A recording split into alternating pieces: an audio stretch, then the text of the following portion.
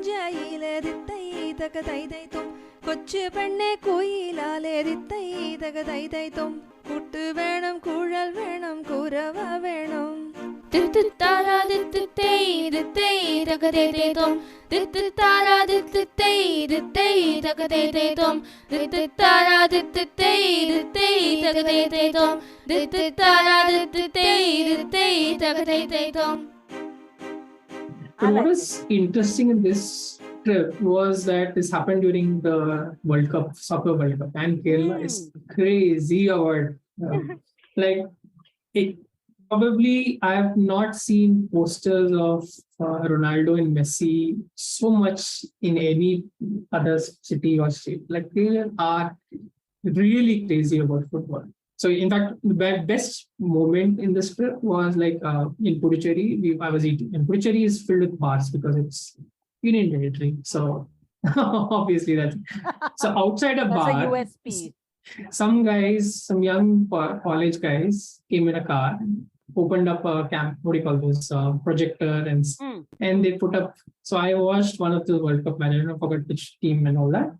But raat ko, there's random 10-20 people just settled over there. We were watching a match on a wall where they projected, and they through a laptop he set up, and so that level of craziness is Kerala. So That is just like evening mahal. I know, and outside a bar, so you had like chakna coming in, beer coming in, like a perfect setup. You couldn't have thought of it in a better place. You didn't have to go to a restaurant or anything like that. Yes, outside a bar, like good.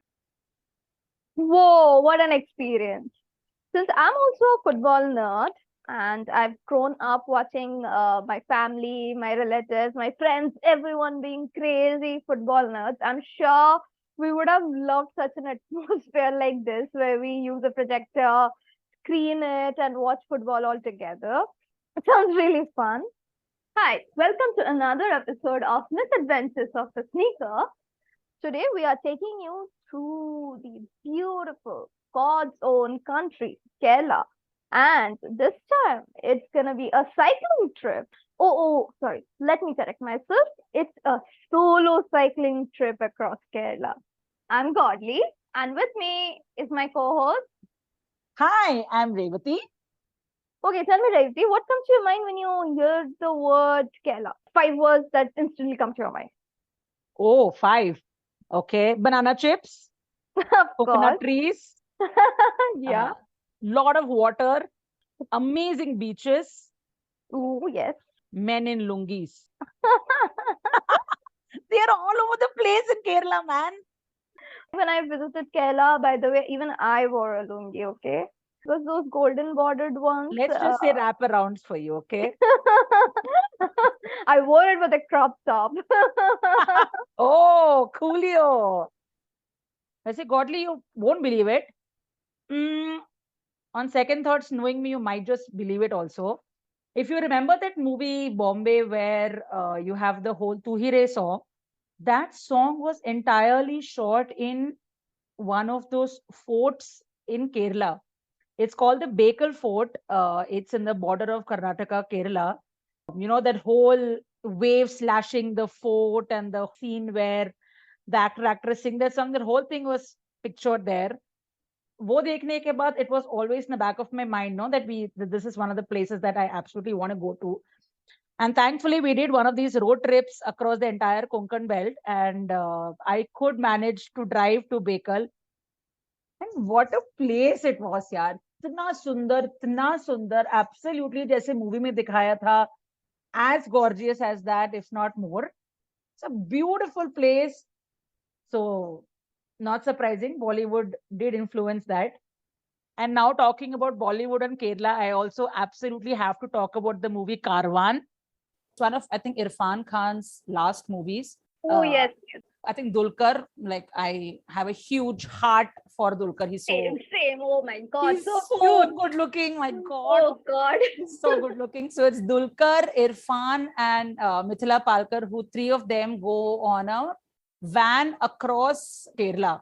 The movie is a very, very sweet movie. Plus, it takes you all across Kerala. So it's a very beautifully shot movie. Like, it'll show you the backwaters, the beaches, even a small wedding that happens in Kerala, and all of that as they go through. I love the movie.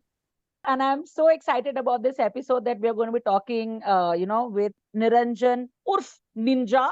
The famous cyclist who is known for his solo cycling trips across different parts in India. Famous cyclist. Yeah, why not? Why not? He's totally famous in my eyes, by the way. Okay, I've read the travel blogs that he posts and all, and I think he's very decently famous, even though he hates to admit it. Yeah, I totally agree. Really excited. So, Ninja, welcome to our podcast. Hi, Ninja. What do you Hey, think? hi Revati. Hi Cordell. Good to have this connect. So, for everyone, just to tell you how much of wanderlust, if that word is not used a little too much, but how wanderlust kind of person Ninja is, मैं एक कहानी सुनाती हूँ about Ninja. This is kind of me introducing Ninja to you all. So the first time I met this guy was in one hatke wala scenario. We were a group of friends heading into a 2-day road trip from the south of India to west of India. So at that time, Ninja was a really good friend of this other friend who was joining me on this road trip. And Ninja told him that तुम लोग road trip पे जा रहे हो, मुझे भी आना है यार. And we met पहली बार that morning and तुरंत headed out on this road trip. So पहली बार I'm meeting this guy and I'm getting into a 2-day road trip with him. And this road trip became one of like such a memorable, mega, crazy, wonky, amazing road trip. एक तो Ninja drives well. So automatically we could share the load, while driving this entire lamba rasta. ऊपर से he is as much of a random bakar person that I am. And तीसरा and most important, he has the same fondness for the chapri music that I like. जो 90s वाले जो Bollywood गाने हैं, stop that song.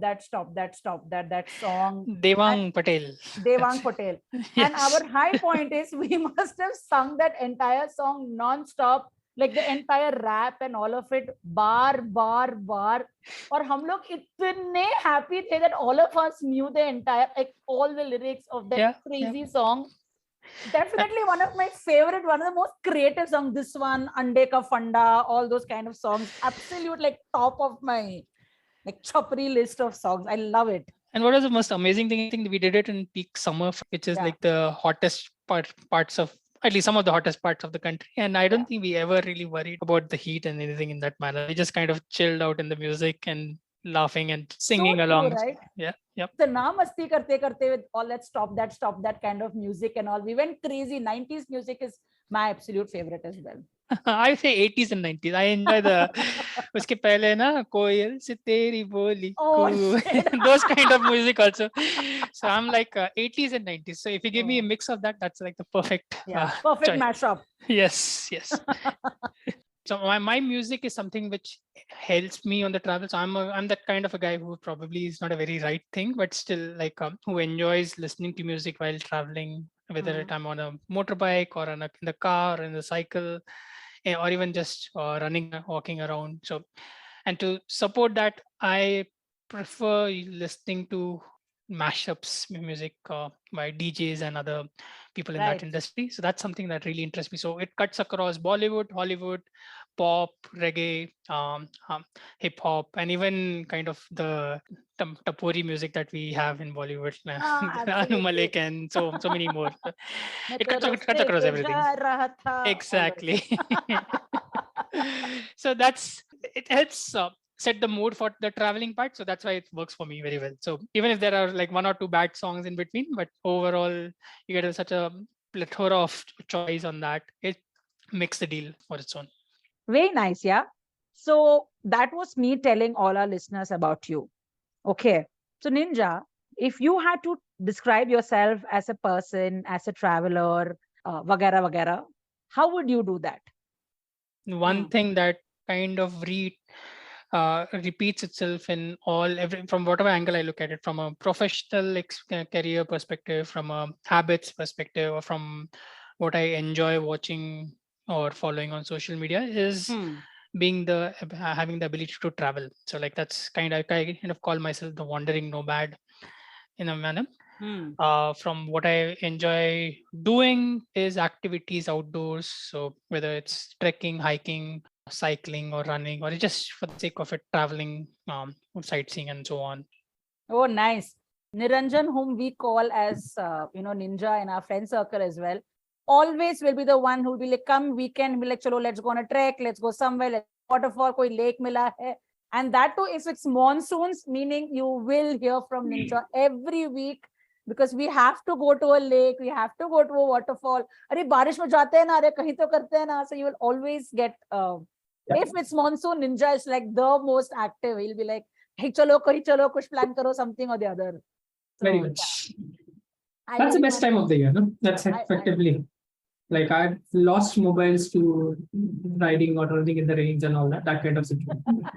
I So- know. You had one that waterfall thing also. You had lost mobiles. I remember that. Yeah. So Yeah. I bring on the rain. Yeah. And Niranjan, so what is your story on why you started being called Ninja? So, like I've always had nicknames to me, right from school days and all that. So, Ninja was something I got picked up in engineering.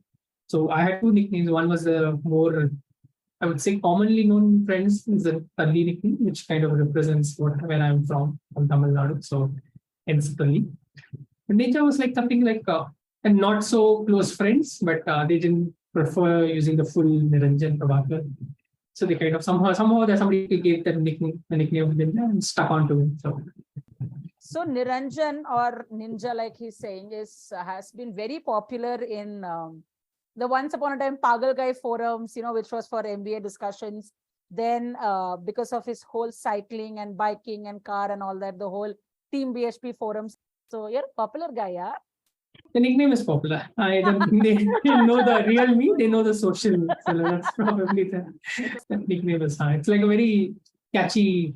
Talli, people know Talli for a different reason. Right? So that's like it comes people remember that.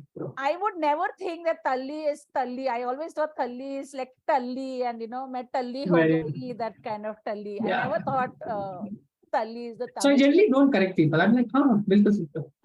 It's very because it's never sent it in a negative connotation. It's always like, okay, he's a cool Talli. So Yeah, it's always a cool connotation, right? So Yeah. Ninja bhi cool ho gaya, Talli bhi cool ho gaya. So Very much. it's like cool.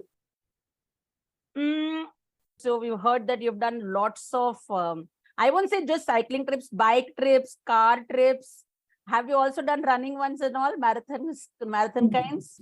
Half marathons, yes, quite a few of My them. God. So bike trips, car trips, but Aj we are going to be talking about your cycling trips, which also you have done many of them. But Aj wala is about your trip around the coastal Kerala Very and other much. parts of it as well. So how was your experience? How did you start off with planning a cycle trip all across Kerala? It's a long trip. Batao kuch uske bare mein. So, see, there's this. I'm very proud of my definition on my all social media. This is something that I've kind of tuned myself over multiple times. Like I call myself a cyclist, trail runner, and so on. So that's where it kind of defines where I've come. I will probably add a few more: trekking quite a lot, waterfall hiking, long distance, even multi-day treks, and so on. So that's something quite I enjoy a lot. To actually look at cycles, no? Cyclists, they're like primarily, I would say there are three buckets of it. One is those active full-time riding guys who will do races. They'll time their trails. You'll see them on the street, एकदम proper, like अभी कोई international race run कर रहे हैं, they're that kind of gear and everything, and they'll be all serious and all that, and their focus is always like कुछ improve करना है. I have to improve my distance, my speed, and very methodical by the book and all that.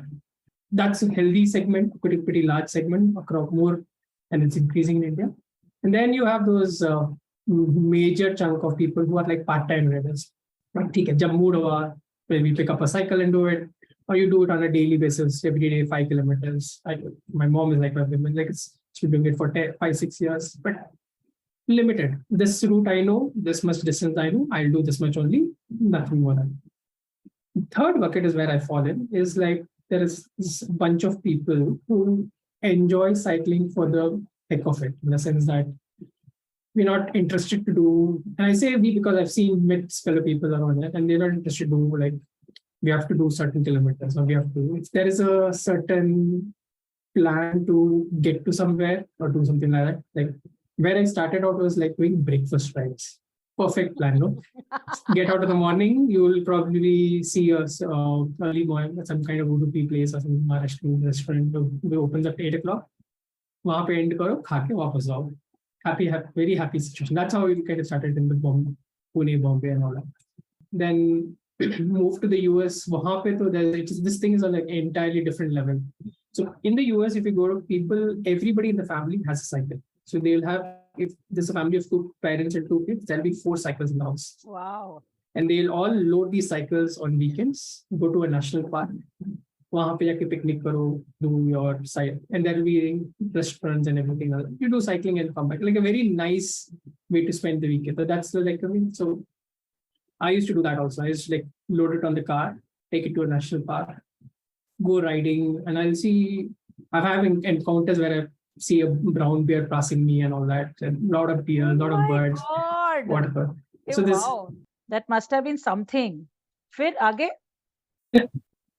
Came back to India. Now, when we live in our cities, we kind of feel a lot of these riding is tough because of traffic and all that. But True. you get around the city, there's a lot of things. Like in Bombay, if you get out of 50 kilometers outside the city, there is a waterfall in every direction. And because that's how this whole city is, surrounded by mountains and beautiful waterfalls. And it's just like 3 hours of cycling and you get to an amazing waterfall with hardly anybody, no people, no traffic, no nothing, and then come back. So that's where it migrated. So from there is where this Kerala trip came out. Like, why not do something where, and if you look at the Indian diaspora, they're very used to cycles. Like you'll see large number of cycles, people using it for their daily transport and also. So the average Indian driver or car or auto or truck or anybody is used to seeing cycles on the road.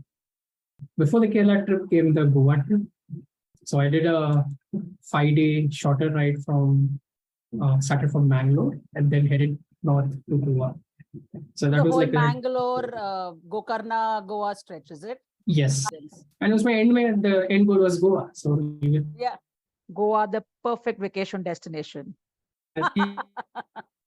Kerala was like, it has a special place. Like it's extremely pretty, whether you look at the mountains, whether you look at the sea, and it's technically it's easy, if I can put it in that manner.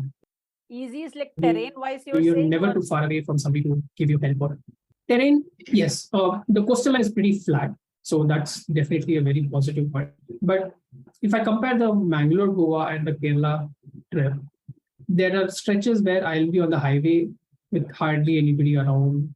In Kerala, that's not possible. You throw a stone in any direction, it will probably fall in somebody's house. It's that densely populated. So that's a very reassuring fact. Like, for example, there was a point where I actually had a puncture.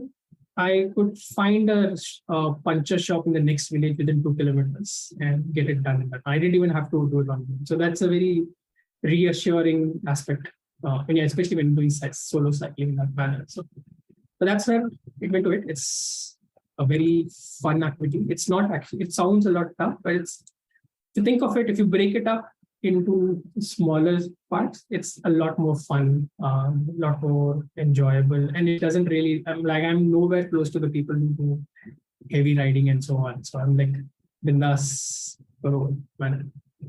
So you plan it like, or is it like close to a T, or do you book your places in advance? Do you kind of plan, I'll stop here for breakfast, I'll stop there for lunch, or you kind of let it go, or a mix of both?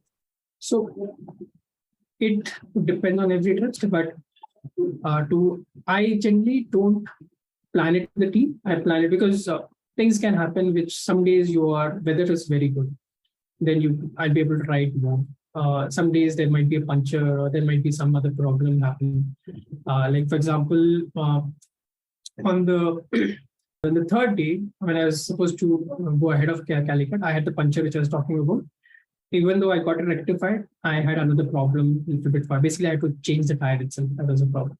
So things get changed. So I don't plan it to the T. I plan it roughly like, okay, city 1, city 2, city 3. But many times it might happen that city 3, I don't reach or I go beyond it. So any of these trips, like for the for the Kerala trip, I had plans on every step. Like for example, one of our close friends, she had gone to done kayaking in North Kerala. So that's a place called Payanur, which has a lot of backwaters. So that was like a planned item for me to do. Like South Kerala, there are Varkala beach. That's a very pretty sight. So I definitely had to go. So that's like my itinerary was kind of formed in terms of from a sightseeing or from an enjoying perspective, or from a food perspective. There are places, really good restaurant. You have to do this restaurant. You have to be to this place. So that gets added at that matter. So. Oh, nice, yeah. Very interesting way of planning out the entire itinerary. Tell me something. When it comes to cycling in the afternoon, doesn't it get really difficult to cycle in the crazy heat? So my typical ride plan is leave by 6 o'clock in the morning and finish by 12. So, but even for this Kerala, typically any time of the year, it's quite hot. It's hot, yeah, it's hot. So generally it's like finish it by 12. And on the 8 days that I cycled, I think except for one day, every day I've more or less finished by 12:15 minutes. Heat really is not that a big problem. But what really worked for me is lime soda. So in Kerala, I don't know, I've not seen it anywhere else. Every shop has a setup outside there. And I'm talking any random shop, like even a guy selling electrical items and so on. And he will have a small tray where he keeps a box of limes, a box of salt, sugar, and soda bottles in the fridge. And they whip up a lime soda for $10 within 2 minutes. So I practically drank at least 100 of these over the 8 days. Like every 2 hours, stop, have a lime soda, then continue. Stop, lime soda, and continue. So that was something works very well for me. And so you figure out, work around on the road, what works for you. Nice, refreshing. साथ में banana chips भी था क्या for snacking? Nothing. Food थोड़ा light रखना पड़ता है. So I would jump on or like go on these food after the cycling. So chips, whatever, think about something like Pine Puri, which is very popular in Kerala. So that after meals. Like for example, Puducherry, which is one of the top channels, it's a French town, right? So a lot of good bakeries, amazing bakery items. But during riding, probably not. It becomes a little tough to find food. You are very disciplined. यार एक तो morning उठना पड़ता है. So, as a disclaimer, I don't cycle. मुझको आता ही नहीं है cycling. Ninja will crack a lot of jokes now. I know. but I've always wanted to, learn cycling. Hopefully soon. But yes, morning utna discipline. But also, यहाँ पे the trigger for me was like if I get up late, I have to cycle in the heat. Yeah. So that's like a good enough motivation for that, right? So that pretty much took care of it. And how was the experience doing the whole solo ride? Like you've done a lot of solo trips before? I've mostly done solo trips in that manner, and I'm quite comfortable with that. You get to change the plan on a runtime basis how you want it. And I also try to do these trips where I'm meeting friends. So Kochi, I met a bunch of friends over there. So I stayed an extra day over there. Trivandrum, I met another friend. So we had an amazing evening day in that manner. So that way it gets kind of adjusted in that manner. So that's how it is. If I get tomorrow, if I do a trip with somebody, probably I'll do it with a smaller group of 2 or 3 people. That's like the ideal number of people. You don't miss like yap. But anyway, if you're in a cycle, you can't do the yap. You won't miss that, okay? No, like I really, genuinely, I've been thinking that I want to do a solo trip at some point, but I don't think I'm cut out for it. But I really want to try it. you can talk to other people, shopkeepers and all those, people that you're getting food from or like buying your stuff from. Cab drivers. So I enjoy talking to cab drivers, yeah. I really know you're one of those people. But actually, come think of it, you're not alone. There are so many people interested to talk to you. Kids, for example, I had 2 places I stopped at near a school just by chance. They are so enthusiastic, like to see somebody on a cycle. Bhaiya, kahan ja rahe ho? Where are you going? This thing, how far? How costly is this cycle? What do you do this? There are so many questions. That's like it takes enough time to do that. And people actually I want to understand. It's not something people see on bikes. People see doing trips on cars. On cycle, it's like I think people in India, people will be comfortable seeing a foreigner doing this. They will be like, oh, okay, that's perfectly normal. We can accept that. But to see an Indian guy doing this, and it's like, so like, for example, near Trivandrum, I met a coconut guy. And I drank the coconut in what, 2-3 minutes. He kept on asking questions for the next 15 minutes. He's like, you coming from Bangalore? Oh, but you're from Bangalore. And why are you doing this? He could not figure out like people would spend a week to do cycling in the heat and like spending money and all that. But he was nice about it. He called another guy selling them. See, he's coming from Bangalore. He's going to Kanyakumari.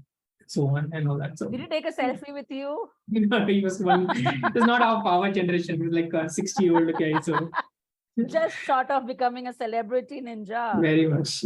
My God. And some of them are quite happy to see and like they're more interested and inquisitive. And some people will be like, you'll know that they are kind of thinking, this guy is crazy. What is he doing? It's like, it's nice to understand what kind is going through their mind. But what was interesting in this trip was that this happened during the World Cup, Soccer World Cup, and Kerala is crazy about like it. Probably I have not seen posters of Ronaldo and Messi so much in any other city or state. Like they are really crazy about football. So in fact, the best moment in this trip was like in Puducherry. I was eating, and Puducherry is filled with bars because it's Union territory. So obviously that's so outside a bar. That's a USP. Some guys, some young college guys came in a car, opened up a camp, what do you call this, projector, and they put up. So I watched one of the World Cup matches. I forgot which team and all that. But raat ko in the night, I had to next day morning I had to leave, and then we were just all people. There's random 10-20 people just settled over there. We were watching a match on a wall where they projected, and they through a laptop he set up, and so that level of craziness is Kerala. So that is just like evening mahal, like the mahal create ho gaya. I know, and outside a bar, so you had like chakna coming in, beer coming in, like a perfect setup. You couldn't have thought of it a better place. You didn't have to go to a restaurant or anything like that. Yes, outside a bar, like good. This is so cool. But as a craze for football, kaise aaya Kerala mein? Because last year the whole the news about Kerala, Ronaldo, Messi cutouts. In fact, FIFA official handle actually retweeted the whole Kerala football thing twice. And it's a big deal, right? To retweet something like that. Interesting. Okay. Awesome. Tell us about your trip itself. So my trip started with a train journey. So loading the cycle on a train to Mangalore, which is, or for that matter, any city possible. So like Indian Railways, really very efficient, very cheap. Started from Mangalore. Mangalore to Pioneer was day one, and that was passing through Beacon Fort, passing through Kasaragod. The idea was that I'll go through the backwaters near Pioneer. There are a lot of beautiful resorts and so on. So that was day one. Ironically, I didn't expect, but I got some rain also on that day. So that was a really good change of weather. Do you actually cycle when it's raining? I prefer not to because I also carry the 2 sets of clothes, cycling gear, extra and all that. Generally I don't take a raincoat in that matter. So I try to travel light. So if it rains, I generally take a break. But so in this cycling, maza nahi aata? Aata hai, but if you're thinking of doing 100 kilometers for 5 hours, and let's say the rain started in the first 1 hour, then you don't want to do it for 4 hours with the baggy, wet pants and so on. But if it's like towards the end and all, then it's good fun. Yeah. So Beckle Fort, I got to see at a time when there was hardly any crowd and so on. Like morning 9 o'clock, I think probably the best time to go. With good weather, empty places, no people around and so on. So that kind of was day one. Tell me about Beckle Fort. So Beckle Fort is like, so I have been to Beckle very long back. Very long back, meaning I went there when the Mangalore Beckle stretch was highway was under construction. So still under construction. Still under construction, yeah.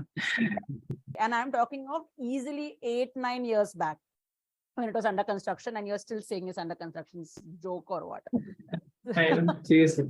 So we actually had to go off road literally off-road. There was no road at all, and we had to go over a cliff, and our car was almost at like a 60-degree angle or something. It was that steep, the cliff, that we had to go up.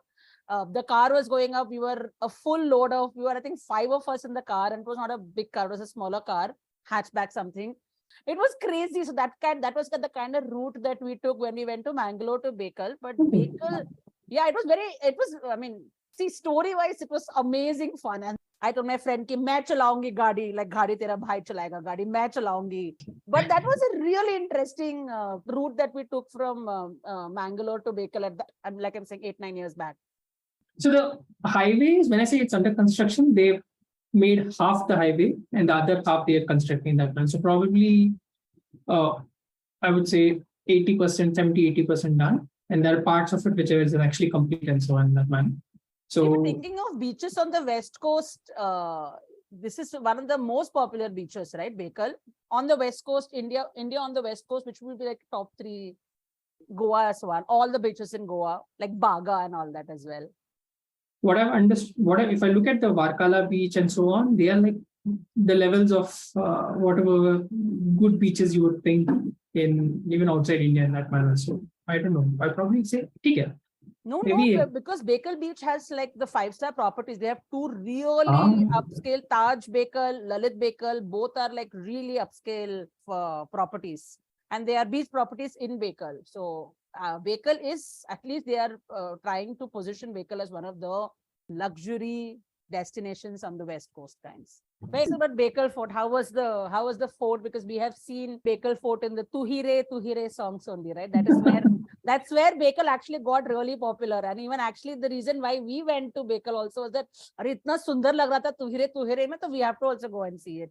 So it's very well maintained by the archaeological department. So you have to pay a fee for that and so on. So one of the very well maintained forts if I compare to, so like you know the Maharashtrian forts, right? Like it's more like a touristy destination, weekend destination for everybody that manner. So you will see a lot of people, you'll see hawkers outside the fort. This is not the case. This is like very clean, very well maintained, and it's pretty huge. Like walking around the whole fort in all directions, you kind of realize how magnitude of it.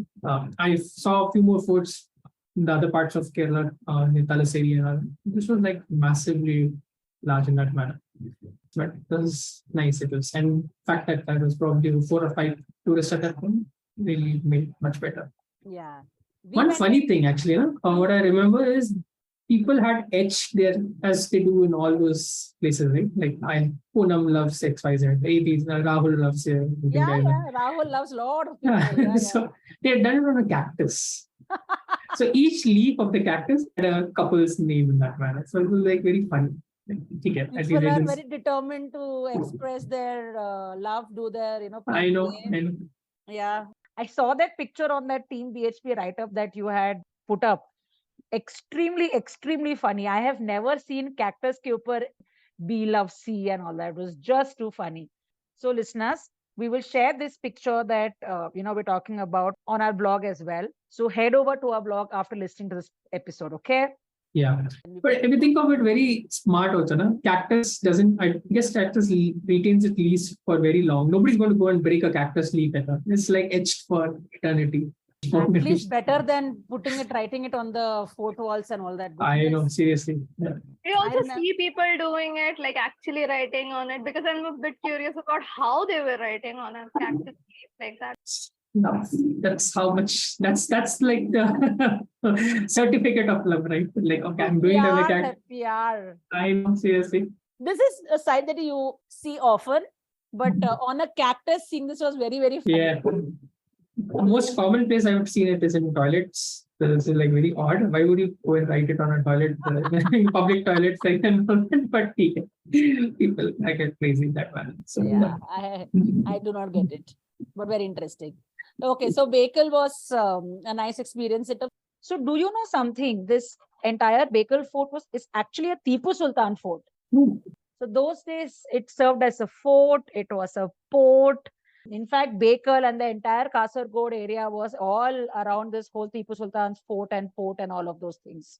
the watchtower in Bakel was one that was built by him as well. So it's even now it's one of those big tourist attractions, at Bakel. It's a beautiful place. Wahan se view of the ocean is just phenomenal. But also, location-wise, if you notice, right, if you see it even on maps, the beach of Bakel kind of arcs around it. So it's like a very, if you think of that time when ships would probably enter there, only Kasaragod, which is north of it, it is a very overarching view of those coastlines. Probably has its significance that we can't see it on from a tourist point. You look at it strategically, it's quite significant. And one of the very well made setup. Like you have proper parking areas, restaurants, and all that. So you don't get to see that for forts. This was like a proper, well maintained. It's almost like a private party is taking part of it and try to get money and make sure it's maintainable. So I was quite impressed by that. Absolutely. I don't mind paying an entrance fee if they're going to maintain it this well. Wonderful. Okay. So you reached Bakel, you had a fantastic time. It was a lovely morning. It was just you and 5 other tourists. Where next? So from there, it was the backwaters areas of Pioneer. Luckily, what I found was there was a Ayurveda place, which it's like a kind of a clinic where they do Ayurveda techniques and for different problems and so on. And I think their main clientele were foreigners because I saw a lot of foreigners. So I just, by chance, just asked them, do they have rooms also available? They said, yeah, there's one room empty and you can just take a room. So I was talking to the main manager who was quite intrigued, like I was going on cycling and where am I going? And I told him the whole plan. And he said, like, I have done like this thing like this in the past in my youth and all that. So he went on his whole journey. It was a nice experience, actually. It's like a very off chance opportunity, but it was an interesting. Did you get any Ayurveda? Did you get any Kerala massage done there? No. This is not like a typical massage. So this was like a proper clinic where they had doctors, they had dietitians, and there were maybe other medical staff also. And people where you had booked appointments and they were staying there. So it's just that I think they had a few rooms, and he probably was humored by looking at me in my cycling gear and asking for a room. They're like, "Okay." Not bad. So Kerala does have many of these Ayurvedic clinics and all of that. Yeah. Okay, so this was where off Pioneer? In Pioneer, so that the Pioneer city is not city exactly, but the area in that Pioneer. So that was roughly about 100 or odd kilometers from Pioneer. So Pioneer to next was Puducherry, Mahe. There wasn't a route that would go through the beaches or close to the beach, so I had to take the highway. Kerala, you heard the buses and all are pretty rash. Notorious is the word. Yeah.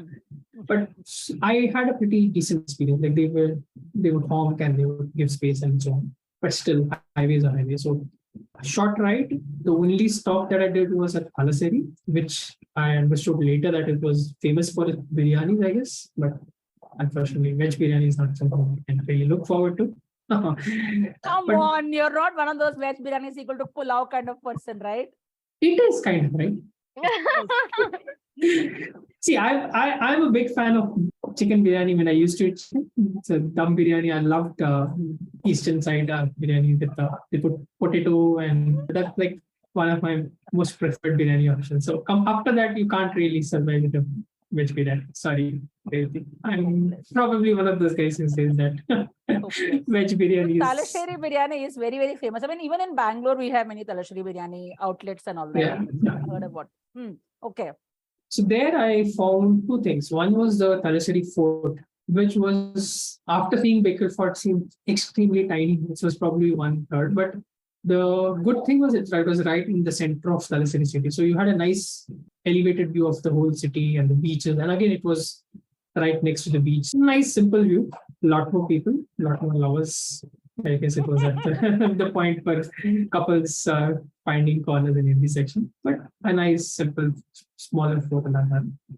What was good was really unexpected was something called as a graffiti street.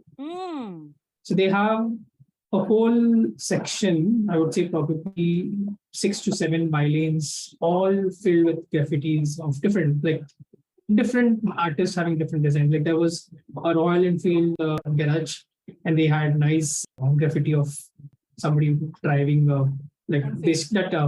movies there, no, where like the devil's fire comes from his tires and so on. That manner. Somebody where there's wings behind the driver or the rider and so on. And then there was a graffiti where you had rappers in their like 50 Cent and so on. They had made graffiti images. And then there were designs and all. So very pretty, very amazingly well maintained. Yeah. So this graffiti street now is like a big tourist destination also. Okay, after this is really popular movie called Tallumala. I hope I'm getting the pronunciation right. So you have the actress running around here and there with all the graffiti all around them. So that made this, a super tourist destination, just like this was the trend for that movie. So I want to be there. Just like how I went to Bekal because of Tuhire. Yeah. But it's surprising because it's you. I didn't even expect, and I got to see it just because I was in the fort and I could see that in that manner. But on one side, you had all those shipping containers and loads of fish, and you can practically smell it. And then you come to the street, very clean, very maintained. It was very well. So somebody was taking care of those streets, the graffiti in that manner, and it's like surprised to see it. Yeah. Very interesting.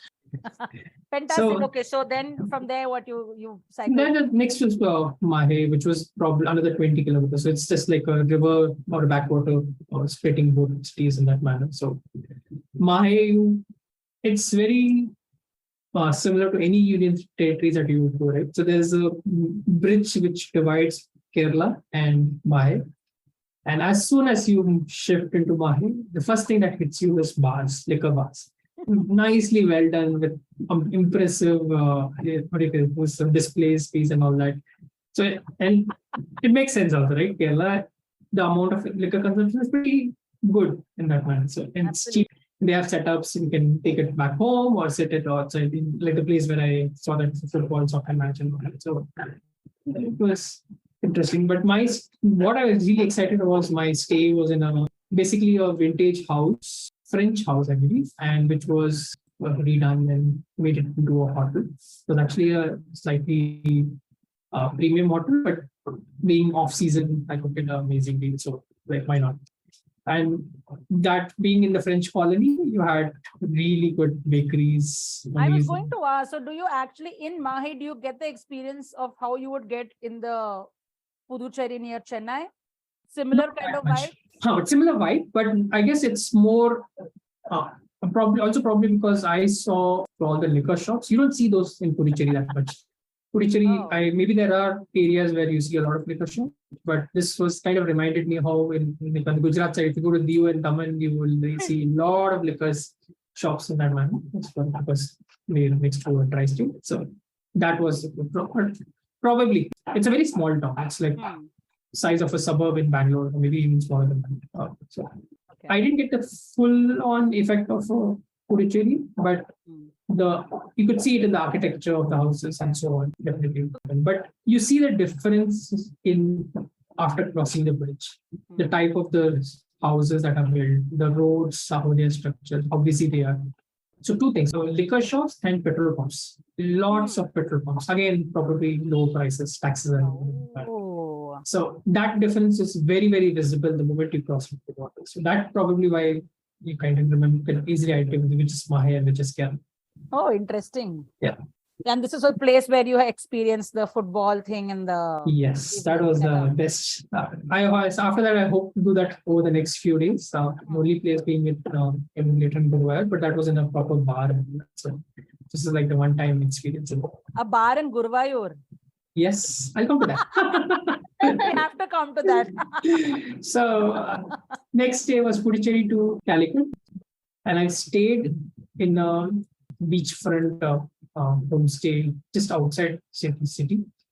So what was interesting was that there was a caretaker who took me in. It was like an empty house, just the caretaker looking after him. He said the previous tenant who stayed there was a foreigner who was also doing a cycling trip across Kerala.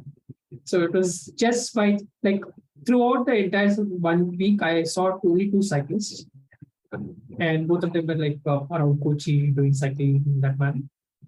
And the third person cyclist I was a reference of this lady who was doing probably pan India trip or maybe pan Kerala trip in that manner. So he was like first guy I met who was like, oh, okay, cycling, no? You're going next to the city. Okay, next day morning you'll be getting out 5 o'clock. And he was like all sorted. Like I didn't even have to explain to him. He's like, I know this lady, she just did, she just left 2 hours back, and so on, so on, and so on. Wow. So this guy knew, I mean, he was more of a pro than you in terms of route and all. I know he is kind of full on aware of what I need, how I need. He's like, okay, you'll be sleeping early. Okay, you'll be getting up early morning. I'll come there at 5 o'clock. I'll be ready, and so on. So Okay. Very nice. So now from Calicut, where next? next Where did was by the way, every evening you used to usually reach your homestay by afternoon, homestay or afternoon. wherever Yeah, by afternoon, yeah. right? So every evenings you used to go and spend like sunset and me kind of moments on the beach, right? So this Calicut was the so which I actually went since I was out of the city and very close to the beaches in that one or the coastline in one. So I went to a nearby bridge which over another backwater, saw the sunset, spent some time over there. And Oh, very so then, yeah. How beautiful, how beautiful. I should see all your pictures. I did see the ones that you have shared on Team VHP, but more. Yeah, I think, but it's some of these are like you can't really take a photo and like enjoy That it. is true. But extremely beautiful pictures, I tell you. And like I said earlier, we're putting several of these pictures that Ninja clicked during his entire trip. Many of them have like a cycle in the front and a gorgeous backdrop behind. So we'll be putting many of these in our blog and our Instagram page. So podcast suno, uske turant baad go and head over to our blog. Okay. All right. So then you're So from Calicut, the next stop was Guruvayur. It was more technically closer to the coast. What is important that was the day when it was an Argentina match. After seeing boats and huge cutouts, like 30 feet big cutouts of Messi on, I was like, okay. I wanted to definitely see this Argentina match. And I was hoping I would have an experience of a live setup. At least I found a hotel which had a bar setup. So that kind of became my decision, deciding which place to be. So, but still, that was later in the night. So landed up in Guruvayur by lunchtime. Guruvayur, by the way, is one of my family temples. I had my first solid food thing, or Annaprashan thing, was in Guruvayur. I have been to Guruvayur a couple of times after as well. What is And, Annaprashan? Annaprashan Exactly. is the first solid food that a child Ah, has. okay. 6 months, the first solid food that the child has. And I know that even my husband, so his one of his family temples is also Guruvayur, because after we got married, we had to go to Guruvayur because his grandparents had kept a mannat ki ladki achhi milegi to Guruvayur. So we had to go to Guruvayur and meet the beautiful elephant there and all of those things. So Guruvayur is very pretty. Seems to be a common thing. My mother also had kept a mandat somewhere in Bangalore, so we went to see that temple. Yeah. But I like the structure of the city. So that was the nice thing. Like the temple is there in the center of the city. Then you have a road which goes like forms a circle, and then you have all the resorts and hotels and all that. It's like a nice layered approach. It's which is not the case if you look at any temple town in any part of at least in the south. It's like all messy. This was like very nice structured way to do that. So you can't really take a car or towards a temple. Guruvayur is supposed to be like a temple town where the head of the temple town is God, is God himself. So apparently every night, even these days, okay, every night the head priest will go and sit in front of God and narrate the entire day's affairs, the accounts, how much has come in, how much has gone out, everything to God, because God is the head of the temple town state. And so the day's accounts have to be read out to the God. Isn't that so cute? Mera to actually, to be honest, focus was on only two things. One was the temple darshanam, the food, which I've heard supposed to be very good. And second was the prasad. For some reason, I wanted the laddus. Like cycling craze, I think this Tirupati laddu is pretty famous. Correct. And all that. I was hoping Guruvayur laddu. Look at my luck. The line was so long for the food. It was like at least 200 people. It was like sneaking multiple lanes. I can't stand. I'm hungry. I've just cycled 100 kilometers. Definitely not. I said, okay, let's at least go to get the prasadam. And that day they had paisam. I'm like, shit. Neither of my hopes were like, and I didn't decide, like, I didn't even think of paisa. I was like, mujhe laddu chahiye tha, mujhe laddu hi chahiye. Nahi hai to chalo. So I came out, and what then? That's the first interesting thing I found. There's an India coffee house right outside the temple. And what I got to know, there's a big list put up. Kerala has nearly 200 India coffee houses. They are, I don't know, you know, like Kerala, they drink tea a lot. That's right. You don't associate coffee drinking with Kerala True. at all. And the fact that they have 200, and they had a board, like there was like written one each city, these coffee houses, 200, like that was like a crazy fact for me. I actually called up one of my friend who's a ICH India Coffee House aficionado, and he said like, yeah, that's how, he's a Malayali, that's how we got the habit of it. They were very. I went to India Coffee House in Kochi actually, when I had done one of my trips, and it was in such a beautiful location, right by the beach. So you have the beach, then you have the main road, and on the side of the road, like surrounded by so many trees, you'll have a beautiful old building, lovely coffee house, and it was a very beautiful. Yeah, but the coffee was horrible. Let me tell you that. It's like nowhere good as what you get in Bangalore, you know. But I was like surprised. Indian coffee houses, like I know them for bad coffees. Like yeah, they have a good ambience and all, you can sit and chill, but then the coffees are always so bad there. Like I've been to one in Calcutta also. It's like nice. I think it's like next to all the bookstores and all, the old used bookstore and all that. So there's a nice setup. You can buy a book and then go sit there and drink coffee and all. I remember doing that.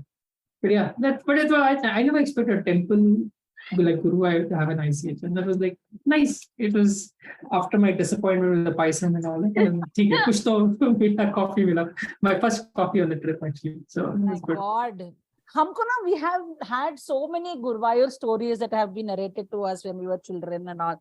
So when I was just looking up your itinerary, I remembered one of those stories stories about God and all. So this is one kid, a very poor kid. He went and he stole a banana from a shop. And being a very innocent kid, he felt really bad that I have stolen a banana, but he was really hungry, poor kid.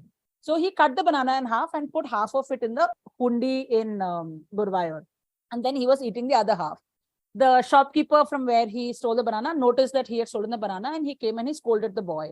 And he told the boy that this is really wrong. You should never steal. What you're doing is really wrong. So I'll give you a punishment. But the shopkeeper knew that this boy is poor, and you don't give them a very harsh punishment and things like that. So he said, listen, punishment has to be given because you've stolen something. So you have to go around the temple some n number of times. So that boy, he ate his banana and he was going around the temple n number of times, and the shopkeeper was standing on the side and noticing.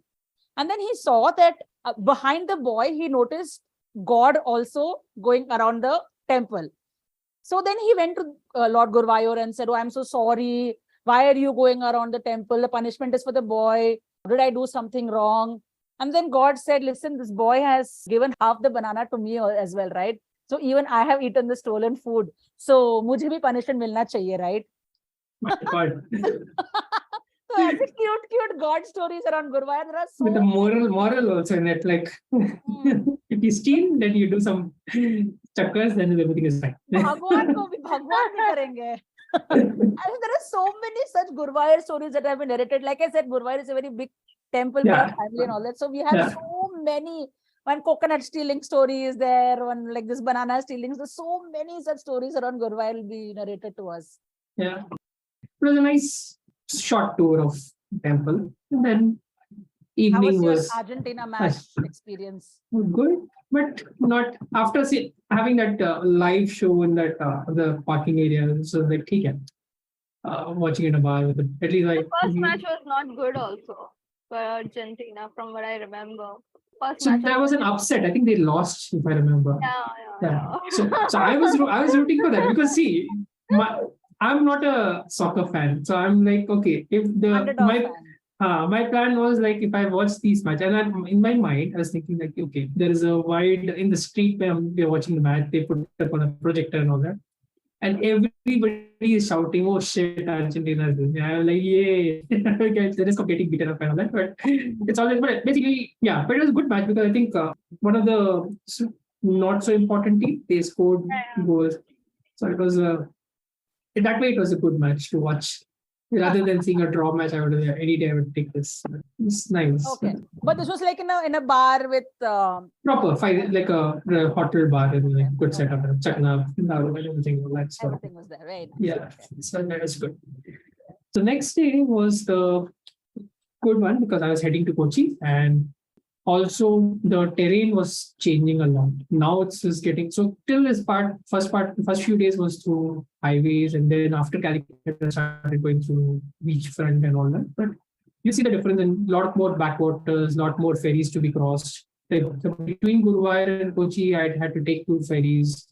So, but very scenic route. You can think of beaches on one side and nice sandy roads and with a lot of coconut trees and all. Right? So I landed up just outside Kochi, where it's a shipping port, huge shipping port. Right? So you can go around through the city, or you can just take the ferry, which cuts across the backwater and then into Fort Kochi in that manner. And in my mind, I wanted to get there because I really haven't been to Kochi. I want to spend a lot of time there. So I was like, reached Fort Kochi, and I was staying in a hostel. And so Kochi has a nice hostel environment set up. A lot of really hostel and other names to think about. And whole Fort Kochi has a very much think of any touristy South Asian country city, right? Like Thailand and all that, where you or Vietnam, and you have all these hostels, a lot of foreigners, a lot of young groups of guys and girls and coming on. That's the vibe that you get in Fort Kochi. My hostel was like, in fact, my room in my hostel, there was a Irish guy. He was quite intrigued. So he was trying to understand, like, okay, what do you do? How do you get the cycle? He wanted to do cycling and all that. So we spent the next 1 hour. I was explaining to him that, okay, you can probably, he was spending 6 months in India traveling, like that. So he was like, okay, can I get a cycle? And I was like, yeah, you can look at OLX and all those things. Like, what do you do for safety wise and all that? He was very seriously interested. So he kind of told me that once he goes back to Ireland, he's probably going to practice it within Ireland to do something like that. Again, then he wants to do that wherever he goes, Europe or Southeast Asia and so on. I was meeting up some few friends in Kochi, so we kind of did bar hopping in the night. So, and next day I was kind of staying there. So I'd taken a scooter for a ride, so roaming around the city. Kochi is a very well-planned city in that manner, like way different from the rest of Kerala. Fort Kochi has a lot of historic sites. It has the Naval Museum is there, has a lot of this art cafes which have setups and all that. So spent a lot of time over there. And I had the scooter now, so I was just practically roaming around. It's like quite refreshing, like after cycling, and like motorized vehicle will get a roam around even more. So morning I kind of suggested a few places for breakfast and all that like that. So hit those nice. Right. And I know these are nice places because I posted on the forum and somebody said that, oh, you've been to all the best places in Kochi. That's surprising. Like, yeah. I also saw that comment that you got, that these are the ones that I would also go whenever I So, interesting. Yeah. Okay, cool, awesome. So this was Kochi, where so next was Kochi to Kollam. If you ask a Malayali or anybody, they will say places which they think is more pretty, right? So many of them said Kollam has these amazing backwaters. And what I was hoping for was there were these government and private water ferries, which you could practically travel from Kollam to even Trivandrum or till the outskirts of Kollam. I didn't reach Kollam. I think what happened was my mobile battery kind of started dying. So that was very important that the ride gets recorded. So I kind of stopped at a highway, sit down just before Kollam in that one. The security guard was quite happy to see a different clientele. He's like, I'll take care of the cycle, don't worry. I'll 24 hours look at it. Because it was on a highway, not a proper parking and all that. So he's like, I'll keep it behind my seat. And how sweet. Yeah. But the route started changing completely, very scenic, very pretty.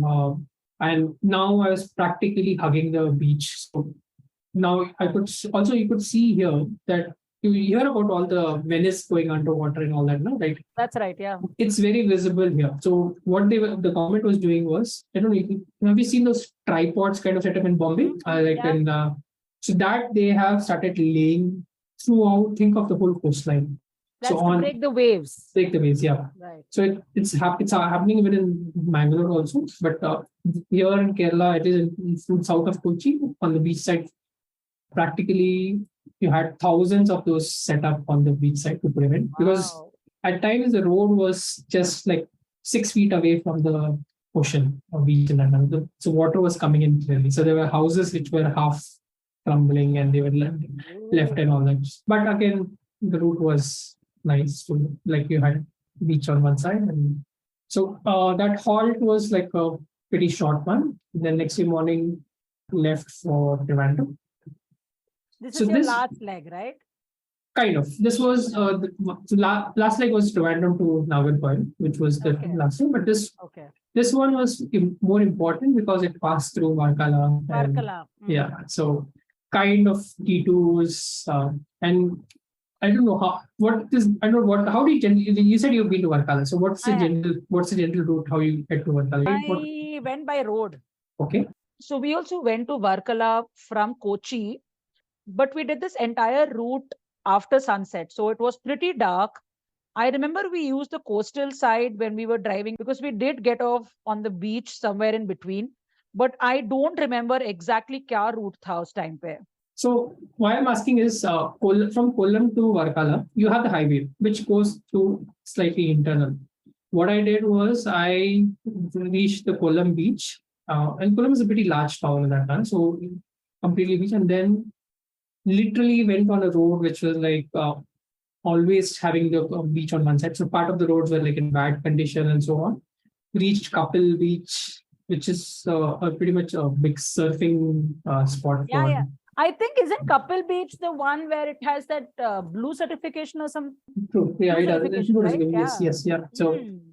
so I could see much bigger waves. A lot of people surfing on the way, like on waves and all that. Like very pretty in that manner.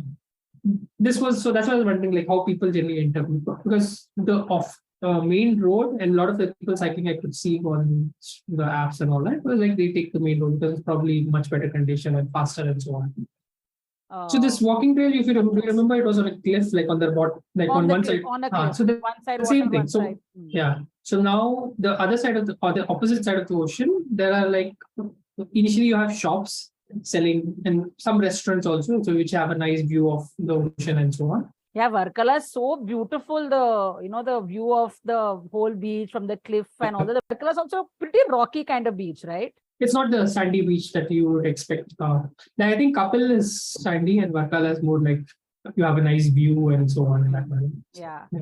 You sit on the cliff and you see a beautiful sunset kind of a. Yeah, exactly. Okay. Yeah. That's why I guess the resorts are probably there. It makes more sense. Like you have a swimming pool, you can sit in the swimming pool, drink beer, out sitting on the and watching the view. You're not going to be the one who's going to get into the beach and so on. Yeah.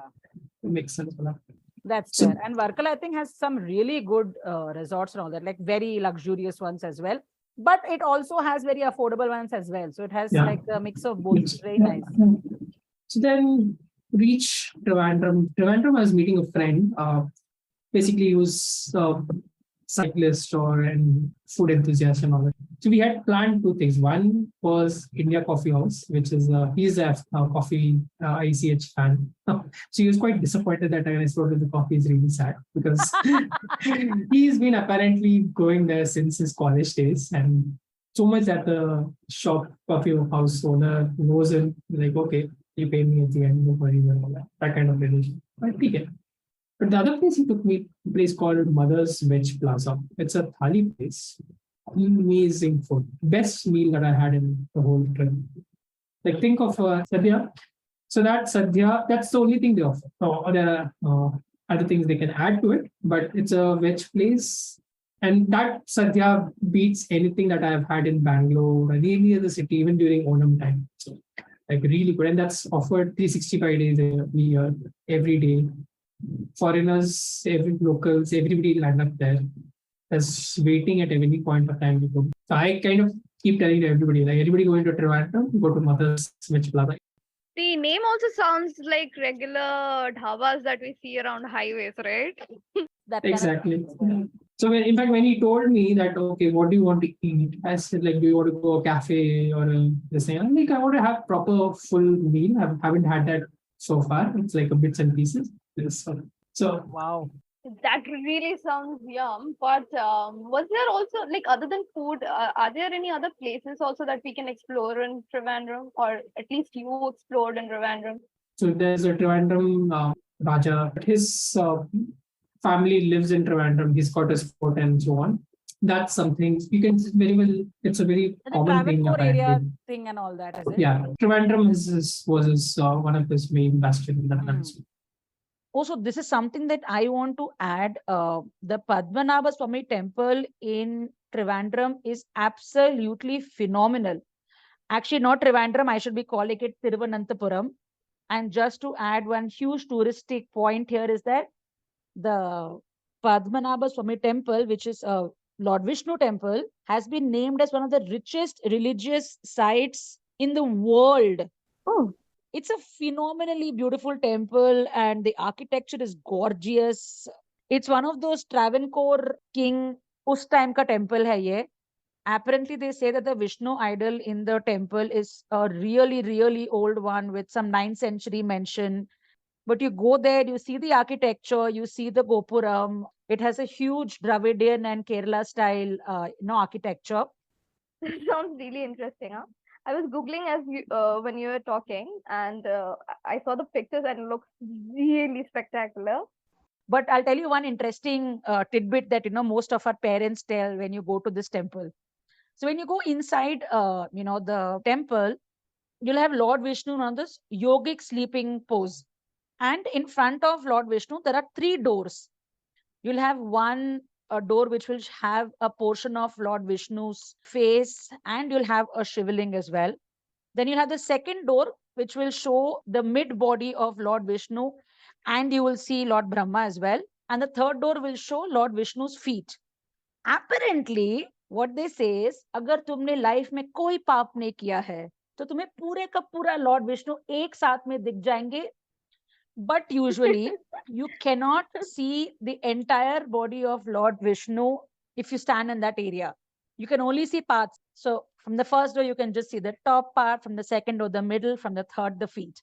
So personal experience, either I'm a papi or I do not know what, but मुझे तो पूरे के पूरे भगवान दिखे नहीं. But I know people who claim that they have seen the entire Lord Vishnu. But I say you can challenge yourself and go to this particular temple and see कि तुम पापी हो कि नहीं हो. So definitely keep at least a few hours in hand when you are going to Trivandrum. Going to this temple is like an absolute must. Done, pakka. The temple pictures do look gorgeous, and I also need to know my pop quotient. And I love the chance, to go there and see if I'm actually godly. Acha, okay, bolo. So where next? Yeah. Now I'm getting closer to the Tamil Nadu coast or rather border, right? So Acha, so your Kerala coast is coming to an end now. yeah, but there's a palace called Padmanabhan, if I'm getting the name right. Padmanabhapuram. Yeah. So this is one of his palace, huge, amazing palace, completely majority wood based and that kind of architecture. So there's again you have to pay a fee to enter that. If I compare it to the Bakel Fort, this palace was at least 3 times of that Bakel Fort area. Oh, and Bakerism is pretty big. Okay, not 3, probably, but at least double the size of that. Okay, Like it's much very bigger, well much spread out, very well detailed. So the whole walking tour took me, and I was kind of hurrying in that panel. Like a proper tourist would listen to them, hear the whole story, he would explain step by step. For me itself, it took me at least 45 minutes to think of that much. And you have proper guides to take you around and tell you the stories and all that? Yeah. So as part of the fee that you pay, that's a very well maintained that every section there's a person sitting there and he or she will explain to you what is this room about. In English? This is in English, yes. Because their main, again, clientele were foreigners. So they had to, because we pay, I think I paid some $20 or something for that. A foreigner would pay 300 or 500. So that's obviously makes sense. But I guess that's probably makes sense to talk to locals, unless I would have missed this. How beautiful, yeah. I had never heard of this particular palace at all. And you're saying that this is after I cross the Kerala border and enter Tamil Nadu, right? Yeah. And then it was shift into Tamil Nadu and getting to closer to Nagarkoil, which surprisingly I didn't expect. I always thought Kerala and the south part of towards Kanyakumari would be very similar, but there's huge difference. Like familiar for me because I could speak in Tamil and they were like, I talk Nayarmin, that kind of thing. But the roads are different, the coconut trees that you see, and for me, the first thing that hit me was I could no longer find lime soda. Like it was mine, like fuel for the ride. And like first I crossed the border and another 10 kilometers later, first place I stopped for lime soda. There you would see everything freshly cut. Here she's getting a lime syrup from the fridge, mixing a soda bottle, plastic soda bottle, and there you had a proper those 7-Up bottles remade into soda. Like very different setup. Like shit, what have I got into? I should have stopped at Kerala. So yeah, so that was the case. Oh, even though border hai, fir bhi you see such a big difference. बहुत difference. Like the terrain becomes different. So actually, I think what happens is before Nagarkoil, you cross the last bastion of Western Ghats. So till now, I was going. The Western Ghats are always towards my interior side. I was on the flat. Here, I'm actually cutting the Western Ghats end in towards the beach. So that kind of defines the border. And so the terrain completely changed. It became a lot more drier. The tree coverage, foliage reduced completely. So you could very well see that you are in a different state. I didn't expect that. So and that time last leg I had a train in the evening. So just reached to Nagarkoil and reached Kanyakumari. And the only good thing I remember at that point, like between Nagarkoil and Kanyakumari, which is like a flat straight through field and all that, they were selling buttermilk freshly. So from lime soda. Lime soda to buttermilk. Like there it was lime soda from here it was like a buttermilk, very freshly made. That was a good thing. Okay, different states. So reached Kanyakumari by I think 1 or so, and seriously disappointed by Kanyakumari. It's like I have either of you been to Kanyakumari? No, I haven't, but I really want to go. So this was same exact feeling. I always had high hopes of Kanyakumari. Like wow, we are on the south side. Wow, tip hai ye wo and all. It is not, please. Wow. It's a tourist destination for a lot of the Tamil Nadu towns and probably the Kerala towns. So you see huge amount of crowds. So massive amount of crowds. You talk like if you read about Kanyakumari, you think of the Sangam of Arabian Ocean and Indian Ocean and all that. It's not visible. I couldn't see anything. It's a very messy, maintained setup. So my plan was like I'll park the cycle in the station, hand it over to the luggage compartment section. So I did that, and I was like, okay, I have about 6 hours. Let me enjoy gradually till the sunset and so on. I got done in half an hour. I'm like, okay, kuch hai nahi karne ke liye. I'll go and spend time. I practically came back to the station, just slept over there, got some chips, and first time I got some chips and everything and all that. Done for the day. Like I was seriously disappointed, very disappointed. क्या यार तुमने मेरा one vacation को चकनाचूर कर दिया. Mine also. I was like so high hopes. I never expected like a Trivandrum or a Kochi to be like amazing places. That those went above and beyond, and this was like a flop. Like let down ho gaya. So this was how long was this? 8 days of riding and 1 day of extra day at Kochi. So total. Wow. So would you if you are going to recommend this trip to someone, would you recommend a couple of more breaks, or this is as perfect in terms of being strenuous and everything? I would suggest, depending on their time, so I would probably spend a day at each of the places, at least some of the places, like Trivandrum, definitely yes, Kochi, maybe half a day more, but I think 2 days is enough. Depends on how much you want to travel, you want to do. I would look at more Pioneer, for example. There are a lot of activities you can do on the beachfront. And I'm pretty sure I missed many good cities on the coastal side for sure. And mountains are like even more better, right? They're like we get into the mountains and that's different. So I for me, I prefer not doing elevation. I prefer doing flat. But someone who's interested in, who's okay with cycling in elevations and all that, then Kerala mountains are really beautiful. Like that's a, so if I had to do this whole thing again, I would probably think going through the mountains, through the Western Ghats, so Wayanad, Munnar, and so on like that, right? So there's a path possible also in that. So I would Very say, strenuous. but it's, you can reduce the time, right? So for me, 90 was like depending on the heat and all that. But if you're doing the same thing in mountains, I'll probably keep it at 50 and stop at whatever itinerary I could make in that. Yeah, very nice. How lovely, Ninja. And knowing you, you will have a where next already planned. So Bolo, where next? Let me put it this way. So there are two short-term plans. One is the Bombay to Goa. So that covers the whole West Coast. At Correct. least, You would have done a full West Coast tick mark, yeah. Yeah. Second is Chennai to Kanyakumari. But the option being I might do a temple town rather than a coastal thing. Mix of coast and temple. The long-term plan is to do a Manali to Leh cycling tour. So that's a definite. Well, I'm talking realistic. That's definitely going to happen. Need to have this happen, but maybe over a 5 to 10 year time plan. But jab tak jawani hai, tab tak kar lo. I know a guy who's 50 plus and he's done the Ladakh cycling trip. So you've done Ladakh on bike, right? On bike, yeah. On bike. And it is a lot of upar It niche, is. upar niche, upar It niche. is, it is. Wow. So that will require a lot of it. So that's like that's why it's a long time. You need to be really comfortable with climbing mountains up and down. Low Be oxygen. comfortable, low oxygen, yes. But that your body gets, again, our body is very flexible.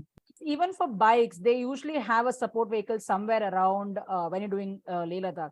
In fact, even for cars, so I have done Spiti in a car, and I remember the worst stretch, which is the Chandratal to Manali stretch, where there is no road only, it's just travel and stones and all that. Always a convoy of at least 6 cars do the trip together, always, because 100% punctures happen. But they You did have Ladakh. to keep a few days extra for Of course. such kind of for such kind of things to happen. Yeah, we get there. Then probably that would be better if I have companion. 2-3 people. I will learn cycling and come with you, Ninja. Definitely. Yes. Done. Like, I think even more than a solo trip, the idea of solo cycling is something I'd like to try. Let's connect on that cycling there. Fantastic, awesome. I think I would say India is much more easier to cycle. One, you get to see a lot of things that you don't see in a car or in a train, or obviously you don't get to see in a flight at all. But it's very pretty and very different. You can't express it much. So it's always fun to do. And that's the plan why I want to start with the coastal, maybe sometime later of Ladakh or Northeast or in that kind of stuff.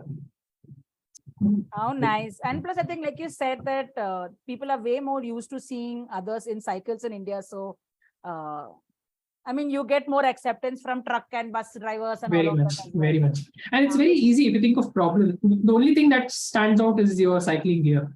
They're very accepting, and people are very helpful, even in terms of, like, I remember Bangalore to Goa, I was staying at a resort in Gokarna, and so when I was leaving, there was a guy who came. He's like, "Oh, he's cycling and all that." He said he's also cycle, and he was from somewhere Delhi and all that. So they left a few hours later, and they caught up with me on the highway, and they were like really cheering, and like, "You need any water? You need any help?" And like, not any negative sense. And these are like typical college, young guys, you think, and all that. So even all, they're pretty helpful. Yeah, that's awesome. Yeah. It's like one community wala feeling. Yeah, very much.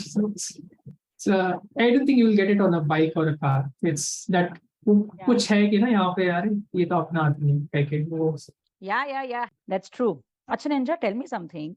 What kind of a traveling or what kind of a tourist are you? Are you the kinds who, like to see everything in that place, do lots of tick marks because I'm not going to come back here again? Or are you the more relaxed kind of a traveler, having breaks in between, a do nothing day or something as well? I'm definitely not the former. I never have a checklist of things to do, but I've done that. I think in my whole life I've done that once during my engineering days, and I've kind of learned from that never ever to get into that mode of having a checklist to visit each and every touristy place in that manner.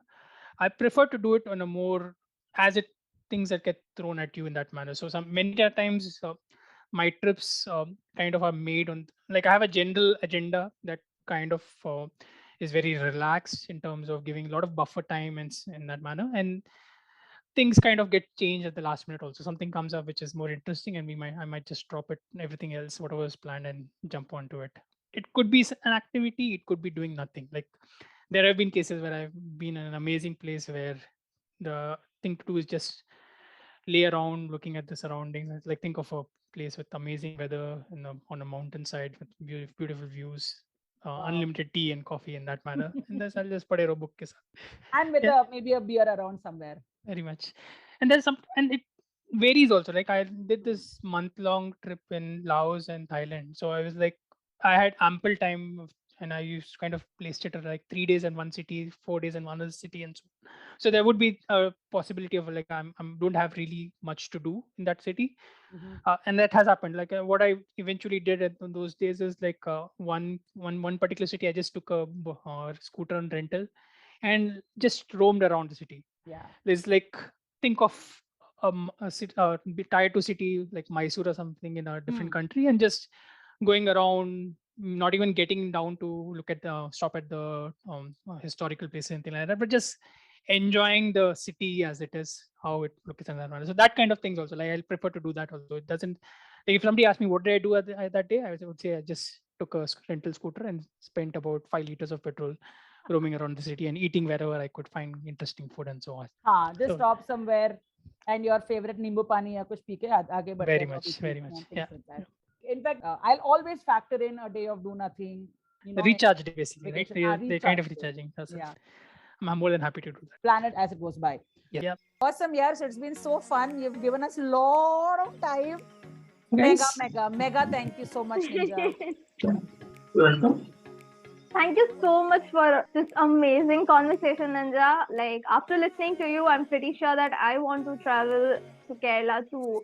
I definitely want to go visit that graffiti street where you said that there are so many different murals and wall arts on different themes. I am dying to see all of that, being an art lover.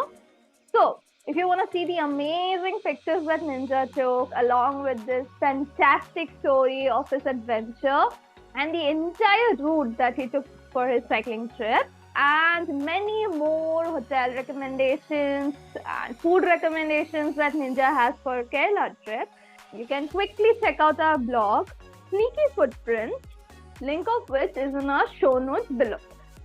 Yeah. So hope you guys are now all into and all set to head out on a solo cycling trip to Kerala. If not Kerala, then somewhere else. If not cycling, then some kind of a solo trip. Because, well, you know, life is all about conversations, adventures, misadventures, and all the people that you meet during your travel. So, well, I need to head out to learn cycling. Otherwise, मैं वो ninja के साथ ले वाला cycling trip नहीं कर पाऊंगी. So, thank you so much, Ninja. This was really nice fun. बहुत मजा आया listening to all your stories, all your adventures. Thank you again. See you then. Bye. Bye.